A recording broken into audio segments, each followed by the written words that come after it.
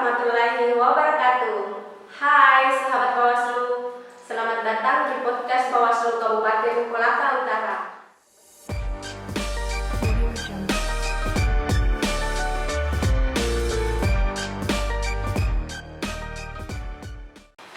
Assalamualaikum warahmatullahi wabarakatuh. Hai sahabat Bawaslu, selamat datang di podcast Bawaslu Kabupaten Kolaka Utara. Bersama saya Hastuti. Apa kabar semua? Semoga semua sehat walafiat. Hari ini kita akan berbincang mengenai struktur kelembagaan Bawaslu serta tugas dan wewenang Bawaslu Kabupaten Kolaka Utara. Narasumber kita hari ini adalah Koordinator Divisi Sumber Daya Manusia dan Organisasi Bawaslu Kabupaten Kolaka Utara. Assalamualaikum Pak. Waalaikumsalam warahmatullahi wabarakatuh. Apa kabar hari ini Pak? Alhamdulillah baik dan sehat walafiat. Oh iya Pak, publik perlu tahu nih Pak, seperti apa struktur kelembagaan Bawaslu itu? Oh iya, jadi kalau struktur Bawaslu secara umum ya, jadi Bawaslu itu di top asnya itu namanya Bawaslu ya, itu berkedudukan di ibu kota negara. Kemudian Bawaslu provinsi berkedudukan di ibu kota provinsi, kemudian Bawaslu kabupaten kota berkedudukan di ibu kota kabupaten kota. Lalu ada lembaga ad hoc di bawahnya namanya Panwaslu kecamatan berkedudukan di ibu kota kecamatan. Kemudian Panwaslu desa dan ada juga Panwas luar negeri di bawah, ada Panwaslu luar negeri berkedudukan di kantor perwakilan negara di luar negeri. Kemudian ada Panwas kecamatan berkedudukan di ibu kota kecamatan. Kemudian ada Panwas desa dan kelurahan. Kemudian ada Panwas TPS. Nah, kalau struktur kelembagaan Bawaslu Kabupaten Kota, seperti di Bawaslu Kabupaten Kolaka Utara ini, di paling atas itu adalah pleno. Jadi tempat mengambil kebijakan itu adalah pleno. Jadi keputusan tertinggi berada di pleno. Lalu kemudian struktur di bawahnya namanya komisioner ya, terdiri dari ketua dan anggota yang sifatnya kolektif kolegial. Nah, kemudian komisioner ini dibantu atau disupport oleh yang namanya sekretariat. Ya, sekretariat ini dikepalai oleh sekretariat. Kemudian di bawahnya itu ada namanya staf divisi. Ya, jadi kalau di bawah Kabupaten Kolaka Utara ini ada 3 divisi. Ada divisi pengawasan, ada divisi HPP, hubungan hukum dan penanganan pelanggaran. Kemudian divisi SDMO, sumber daya manusia dan organisasi. Ya, seperti itu. Nah, kalau di Bawaslu tugas dan wewenangnya apa sih Pak?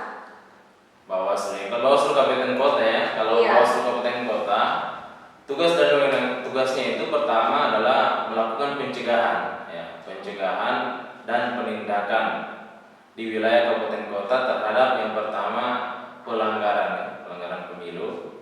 Ini sesuai dengan Undang-Undang 7 tahun 2017 tentang pemilihan umum.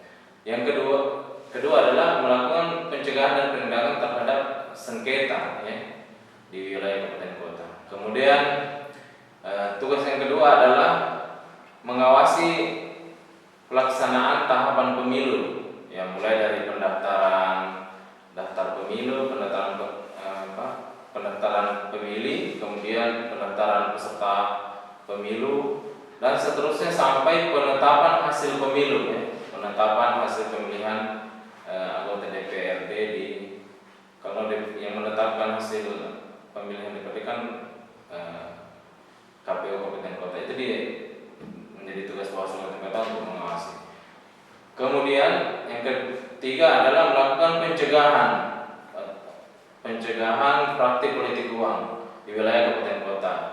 Kemudian tugas selanjutnya adalah mengawasi netralitas semua pihak yang dilarang ikut kampanye. Termasuk ASN ya Pak? Iya, termasuk ASN yang sesuai yang ada dalam Undang-Undang 7 tahun 2017. Kemudian tugas berikutnya adalah mengawasi putusan mulai putusan DKPP, putusan pengadilan yang hasil sengketa, kemudian putusan Bawaslu provinsi, Bawaslu Kabupaten Kota, kemudian putusan dari KPU, KPU provinsi, dan KPU kabupaten kota. Kemudian tugas selanjutnya adalah merawat arsip-arsip pengawasan dan tugas-tugas lain yang sesuai dengan ketentuan peraturan perundang-undangan. Ya. Ya. Kemudian kewenangannya, nah itu tadi kita Iya. pertanyaan mengenai wewenang.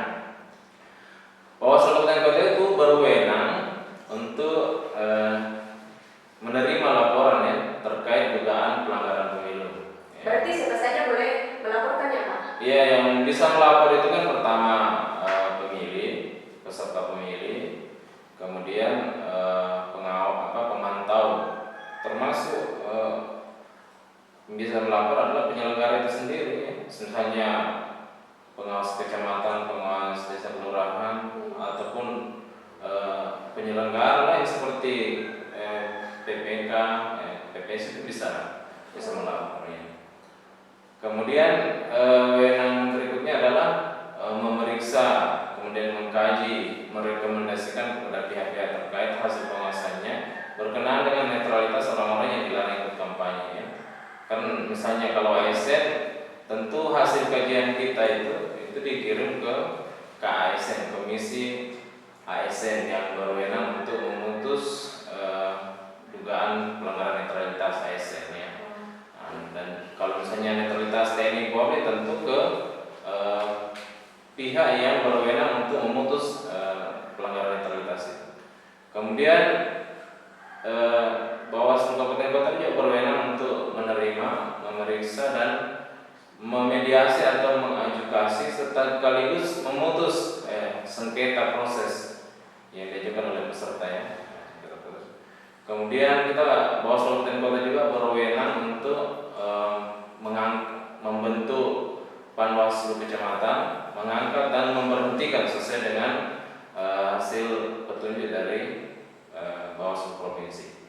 Kemudian wewenang lain yang ditentukan oleh undang-undang. Gitu ya, Pak. Terus tujuan pengawasan itu apa sih, Pak? Seperti apa tujuan pengawasan? Oh iya, jadi namanya mengawas ya. Jadi tentu kita yang menginginkan sesuatu berjalan sesuai dengan kehendak aturan atau yang diinginkan. Jadi kalau pengawas pemilu itu tujuannya adalah untuk memastikan apakah pelaksanaan tahapan itu berjalan sesuai dengan aturan atau tidak. Itu tujuan pengawasan. Kita mau pastikan.